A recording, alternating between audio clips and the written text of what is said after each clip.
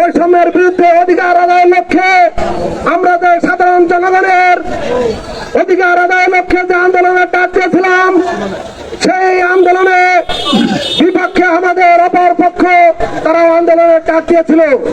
ভাইরা আমার, তারা গতকালে লেজ গুটিয়ে নিয়ে তারা তাদের প্রোগ্রাম প্রত্যাহার করেছে।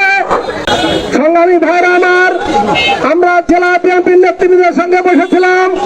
সিনাদের মাধ্যমে আমাদের প্রধানমন্ত্রীর দপ্তর থেকে আমাদের সঙ্গে কথা বলা হয়েছে এবং আমরা সাধারণ মানুষের জন্য যে দাবি আদায়ের লক্ষ্যে আমরা আজকের আন্দোলনের ডাক দিয়েছিলাম, সকল দাবি আমাদের পূরণ করার সর্বোচ্চ আশ্বাস প্রদান করেছে।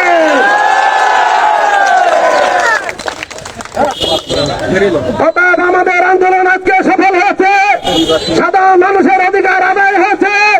সে কারণে আজকে আমাদের এই প্রোগ্রাম এখান থেকে আমরা আজকে সমাপ্তি ঘোষণা করে আমরা দপ্তর বাড়ি ফিরে যাব।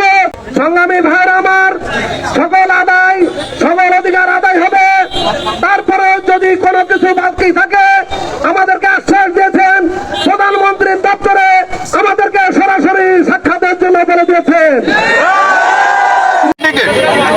প্রত্যেক টন প্রতি 5,000 টাকার মাধ্যমে এই ধান খাদ্য গুদামে গোপালগঞ্জ থেকে এনে একটা চাতালের মাধ্যমে ধান প্রদান করেছেন, যেখানে আমার দেশের মোহাম্মদপুরের সাধারণ কৃষক বঞ্চিত হয়েছে। এর বিপক্ষে আমরা আন্দোলন ডেকেছিলাম।